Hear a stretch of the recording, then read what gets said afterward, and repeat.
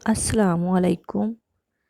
Novel لاڈلی ملکہ episode 6۔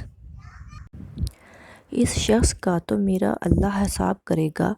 شفق بیگم روتے ہوئے امان کو سینے سے لگائے اپنے برسوں کے درد کو بیان کر رہی تھی۔ امان نے شفق کے آنسو صاف کیے اور انہیں اٹھا کر صوفے پر بٹھایا اور خود صوفے کے ساتھ بچھے قالین پر بیٹھ کر اپنا سر ان کی گود میں رکھ دیا۔ آج امان کہیں سے بھی امان نہیں لگ رہا تھا، جسے بزنس کی دنیا مغرور شہزادے کے نام سے جانتی تھی۔ وہ تو 20 سال پہلے والا ننھا سا بچہ لگ رہا تھا جو اپنی ماں کی گود میں سر رکھ کر اسے سارے دن کی کہانی سناتا ہے۔ 20 سال بعد امان کو اپنی ماں کے آنچل کی ٹھنڈک چھاؤں ملی تھی۔ اب وہ اپنی ساری روداد انہیں سنا رہا تھا۔ ماما، مجھے پتہ چل چکا ہے کہ اس آدمی نے میرے موم ڈیڈ کا قتل کروایا تھا۔ مجھے سب پتہ چل گیا ہے۔ اب دیکھنا میں اسے برباد کر دوں گا۔ وہ موت مانگے گا، اسے موت بھی نہیں ملے گی۔ میں اس سے سب کچھ چھین لوں گا جیسے اس نے مجھ سے میرا سب کچھ چھینا ہے۔ پہلے میرے ماں باپ، پھر مجھ سے آپ کو دور کر دیا میری ماما کو۔ اس انسان کی درندگی کی وجہ سے میں نے اپنی دونوں بیٹیوں کی خبر تک نہیں دی اسے۔ اب وہ ساری زندگی اپنی سگی بیٹیوں سے محروم رہے گا۔ میں اس کا سایہ بھی نہیں پڑنے دوں گی اپنی بیٹیوں پر، شفق بیگم نے اپنے آنسو صاف کرتے ہوئے کہا۔ جب سے امان آیا تھا کسی نے ان دونوں ماں بیٹے کو ڈسٹرب نہیں کیا تھا۔ حیدر صاحب بھی اپنے کمرے میں چلے گئے اور سیرت دعا کو بھی سب مختصر بتا کر نیچے آنے سے منع کر دیا۔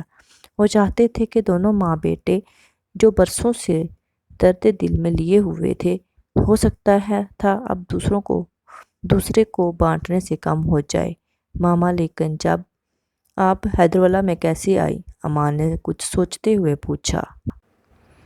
بیٹا، ارسلان کے طلاق دینے کے بعد میں اپنی ماں کے پاس گئی۔ انہوں نے مجھے سینے سے لگا لیا اور حیدر بھائی میرے بڑے بھائی ہیں، انہوں نے مجھے بچپن سے ہی لاڈ سے رکھا۔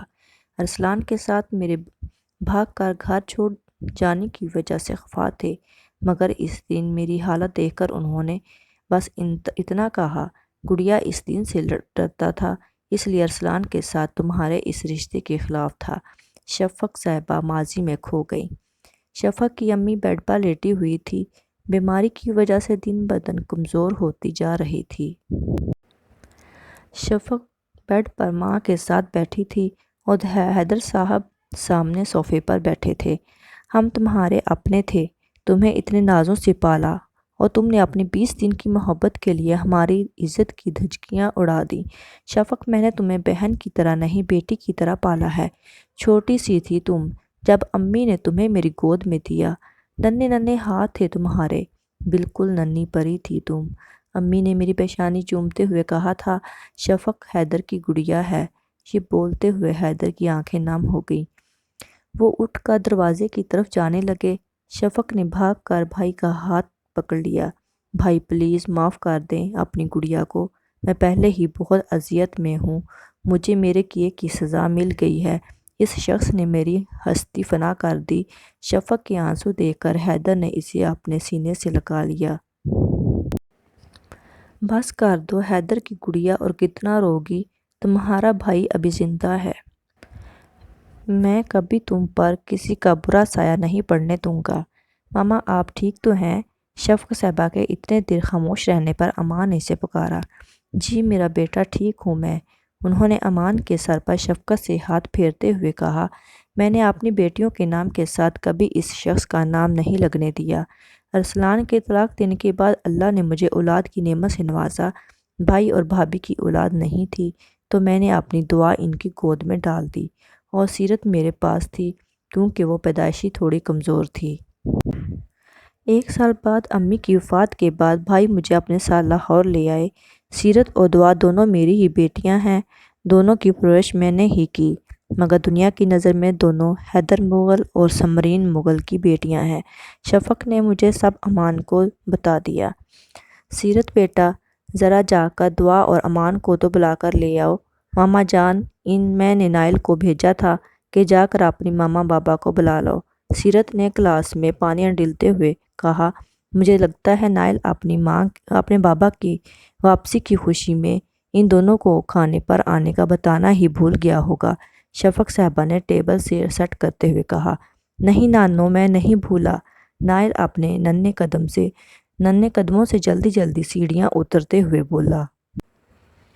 وہ دیکھیں ماما، بابا بھی آ رہے ہیں۔ نائل نے ڈائننگ ٹیبل کے پاس پہنچ کر اپنے پیچھے آتے امان اور دعا کی طرف اشارہ کیا۔ نانو امی۔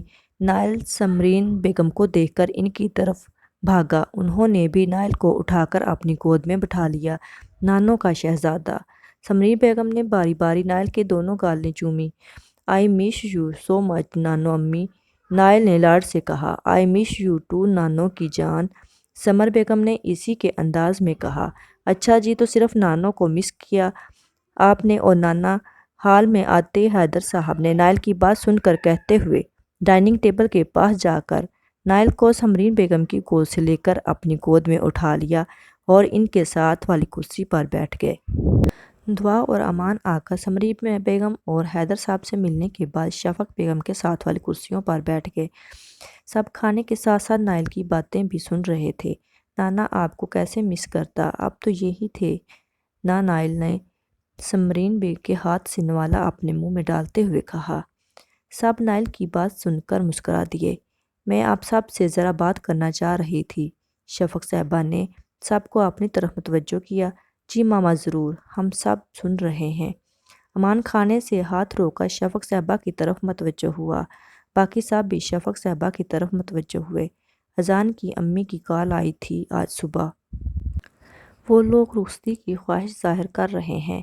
ان کا کہنا ہے کہ نکاح کو 2 سال ہو گئے ہیں۔ اذان کا بزنس بھی اب کافی اسٹیبلش ہو گیا ہے، تو اب مزید تاخیر کی کوئی وجہ نہیں ہے، اس لیے وہ جلد از جلد رخصتی کی خواہش مند ہیں۔ ہاں، تجویز تو درست ہے، حیدر صاحب نے کچھ سوچ کر کہا۔ اگلے مہینے کے آخر میں رخصتی کرنے کا خیال کیسا ہے؟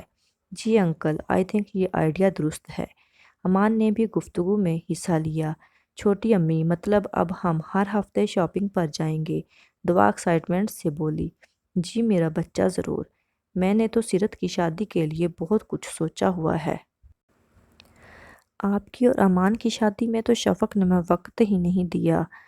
بس امان کے واپس آتے ہی بیٹے کی محبت میں سادگی سے نکاح پڑھا کر رخصت کر دیا کہ امان یہاں پاکستان میں اکیلا ہوگا، اس کی بیوی ساتھ ہوگی تو اچھا رہے گا۔ سمرین بیگم نے شفق صاحبہ کی جلد بازی کا شکوہ کیا۔ کوئی بات نہیں بھابی، اس بار آپ اپنے سارے ارمان پورے کر لینا، شفق صاحبہ نے محبت سے کہا۔ ہاں ضرور، اپنے سارے ارمان پورے کروں گی میں، آخر سیرت میری بھی بیٹی ہے۔ انہوں نے لاڈ سے سیرت کو بھی دیکھ کے کہا۔ سیرت اس ساری گفتگو میں سر نیچے کر کے مسکرا رہی تھی۔ او تو میری گڑیا شرما رہی ہے، سمرین بیگم نے لاڈ سے کہا۔ سب سیرت کو دیکھ کر مسکرانے لگے۔ سیرت گھر میں سب کی بہت لاڈلی تھی اور امان نے تو سیرت کو پلکوں پر بٹھایا ہوا تھا۔ سیرت کو جب بھی مسئلہ ہوتا یا کچھ بھی چاہیے ہوتا تو وہ اپنے سب سے پہلے امان کو بتاتی۔ اذان کے ساتھ سیرت کا رشتہ بھی امان کی خواہش پر ہی ہوا تھا۔ اذان اور امان دونوں کافی گہرے دوست تھے۔ پاکستان آتے ہی امان کی اذان سے کافی گہری دوستی ہو گئی تھی۔ اذان نے ہی پاکستان میں امان کا بزنس سیٹل کرنے میں اس کی مدد کی تھی۔ ارحم یار، کہاں تھا تو؟ علی نے دور سے ہی ارحم کو آتے دیکھ کر آواز لگائی۔ یار، اس کیس کے چکر میں گلی گلی خاک چھانتا پھر رہا ہوں۔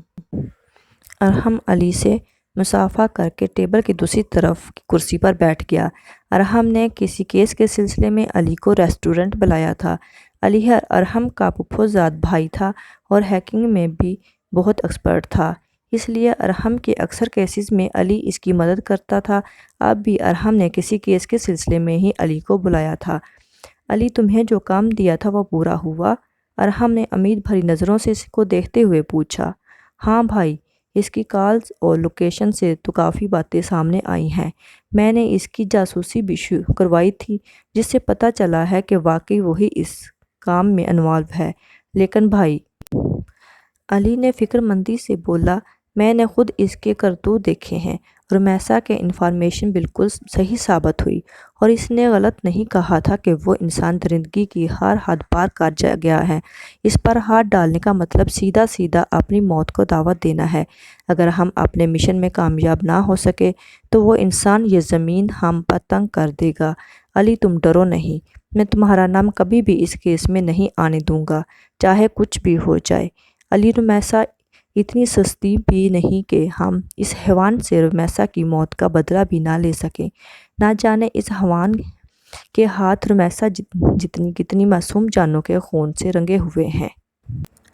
جس بے دردی سے اس نے رمیسا کا قتل کیا تھا نا، اس سے بھی زیادہ بے دردی سے میں اسے موت کے گھاٹ اتاروں گا۔ اس کے خلاف ہر ایک ثبوت چاہے مجھے تاکہ عدالت اسے پہلی سنوائی پر ہی موت کی سزا سنا دے۔ اس انسان کا اصل چہرہ ساری دنیا کے سامنے آنا چاہیے۔ ارحم نے ضبط سے اپنے دونوں ہاتھوں کی مٹھیاں بھینچیں۔ ارحم میری بات سنو، میرے پاس زیادہ وقت نہیں ہے۔ وہ لوگ کبھی بھی میرے ساتھ کچھ بھی کر سکتے ہیں۔ ارحم میری بات غور سے سنو، میں یہاں پکڑی جا چکی ہوں۔ وہ انسان صرف لڑکیوں کی اسمگلنگ نہیں کر کے انہیں دوسرے ملک نہیں بھیجتا، بلکہ وہ قاتل بھی ہے۔ ارحم، میں نے اپنی آنکھوں سے اسے اپنے سگے بھائی کا قتل کرتے ہوئے دیکھا۔ تو یہ تھی میری آج کی سلسلہ وار ایپیسوڈ۔ امید ہے آپ کو بہت پسند آئے گی۔ میری ویڈیو کو لائک کو شیئر ضرور کر دیجیے گا اور میرے چینل کو سبسکرائب کرنا نہ بھولیے گا تاکہ میری ہر آنے والی ایپیسوڈ آپ تک پہنچ سکے۔ آپ کا بہت بہت شکریہ۔